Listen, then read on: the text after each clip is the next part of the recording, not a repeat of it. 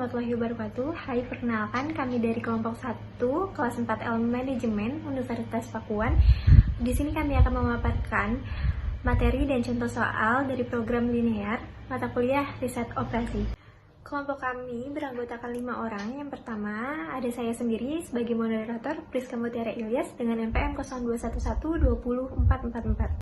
Perkenalkan, nama saya Muhammad Yusfa Isana dengan NPM 0211194425. Perkenalkan, nama saya Ilyas Ramdhani Rahmat, NPM 0211207006. Nama saya Muhammad Ustadz Nurzaman Wiryadi Sastra, NPM 0211204428.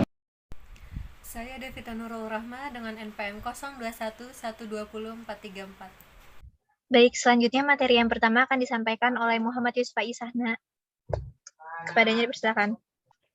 Metode grafik. Programan linear programming adalah suatu teknis matematika yang dirancang untuk membantu dalam merencanakan dan membuat keputusan dalam mengoleksikan sumber daya yang terbatas untuk mencapai tujuan.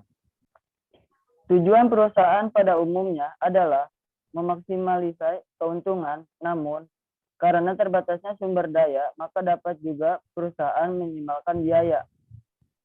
Ciri khusus linear programming. Yang pertama, 1.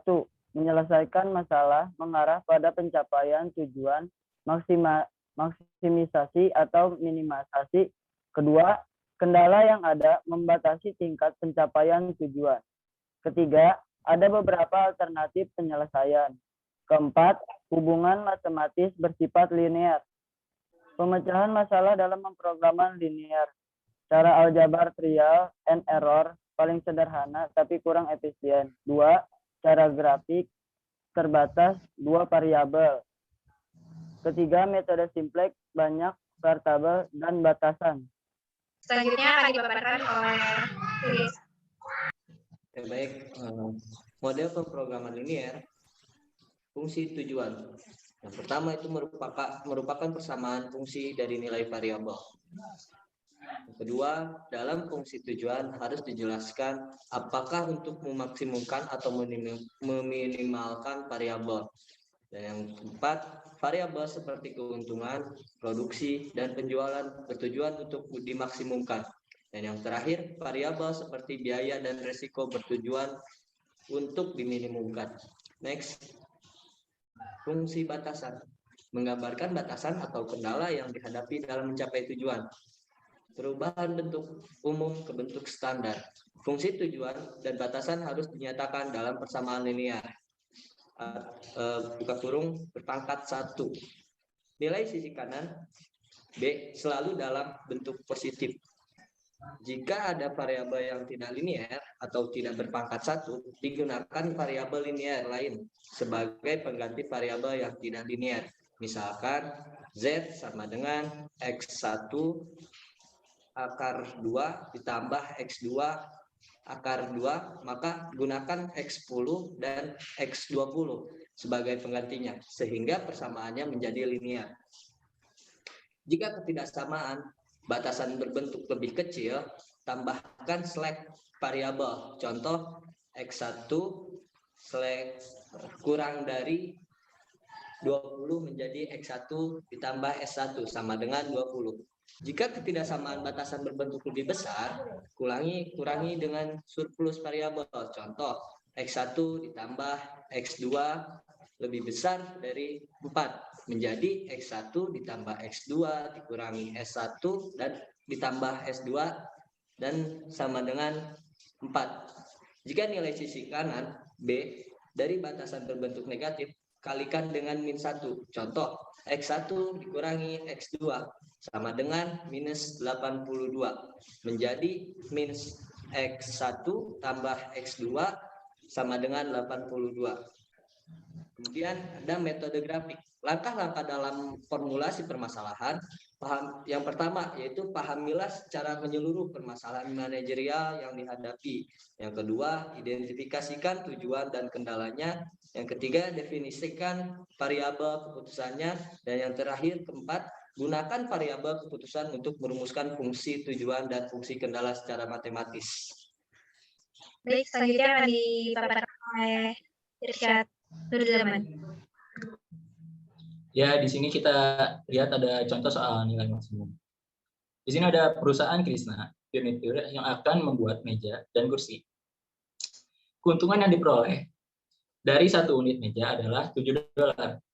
Sedangkan keuntungan yang diperoleh dari satu unit kursi adalah $5. Untuk pembuatan satu unit meja, dia memerlukan 4 jam kerja. Untuk pembuatan satu unit kursi, dia membutuhkan 3 jam kerja. Untuk pengecatan satu unit meja dibutuhkan 2 jam kerjanya. Dan untuk pengecatan satu unit kursi dibutuhkan 1 jam kerja. Jumlah jam kerja yang tersedia untuk pembuatan meja dan kursi adalah 240 jam per minggu. Sedangkan jumlah jam kerja untuk pengecatan adalah 100 jam per minggu. Berapakah jumlah meja dan kursi yang sebaiknya diproduksi agar keuntungan perusahaan maksimum? Nah, ini adalah cara penyelesaiannya. Yang pertama adalah variabel keputusan. X1 ini dinamakan dengan meja, X2 itu adalah kursi. Yang kedua adalah fungsi tujuan. Tujuan perusahaan adalah maksimisasi keuntungan. Maksimalkan, yaitu ada Z sama dengan 7X1 dan plus X2. Ketiga ada fungsi kendala. Berkaitan dengan sumber daya yang digunakan yaitu 4X1 plus 3X2 kurang dari 240. Kendala departemen pembuatan. 2X1 plus 1X2 kurang dari 100. Kendala departemen pengecatan. X1 dan X2 lebih besar dari 0. Kendala non negatif. Baik, selanjutnya akan dipaparkan oleh Devita Nurul Rahmah. Selanjutnya ada kendala 1 dengan persamaan 4X1 ditambah 3X2 sama dengan 240, yang memotong sumbu X1 pada saat X2 sama dengan 0. Jadi 4X1 ditambah 0 sama dengan 240. X1 sama dengan 240 dibagi 4, X1 sama dengan 60. Jadi titik untuk grafik di grafiknya 60,0.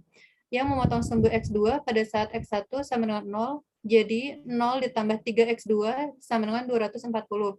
X2 sama dengan 240 dibagi 3. Jadi X2 sama dengan 80. Untuk titik koordinatnya 0,80. Kendala 1 memotong sumbu X1 pada titik 60,0 dan memotong sumbu X2 pada titik 0,80.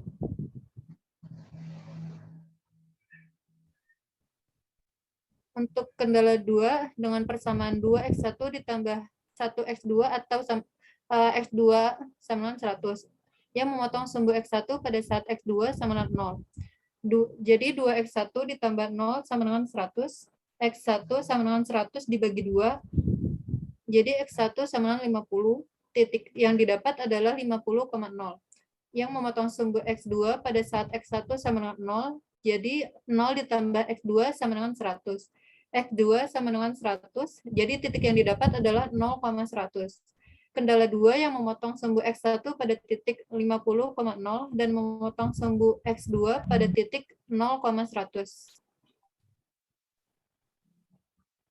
Untuk grafik yang didapat adalah tadi titik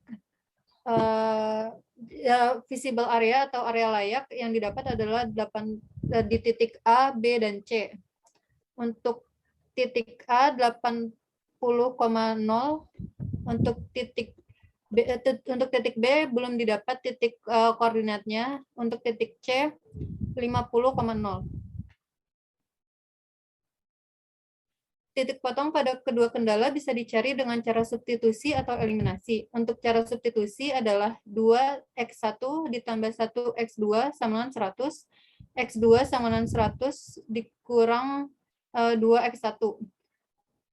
Jadi 4X1 ditambah 3X2 sama dengan 240, 4X1 ditambah 3 dimasukkan X2-nya yaitu 100 dikurang 2X1 sama dengan 240, 4X1 ditambah 300 dikurang 6X1 sama dengan 240, dipindahkan ke ruas kanan, min 2X1 sama dengan 240 dikurang 300, min 2X1 sama dengan min 60.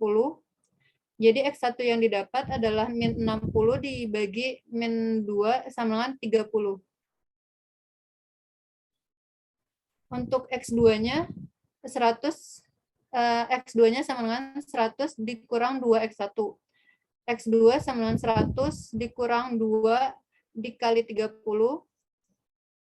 X2-nya sama dengan 100 dikurang 60, X2 sama dengan 40. Kedua kendala akan saling berpotongan pada titik B, yaitu 30,40.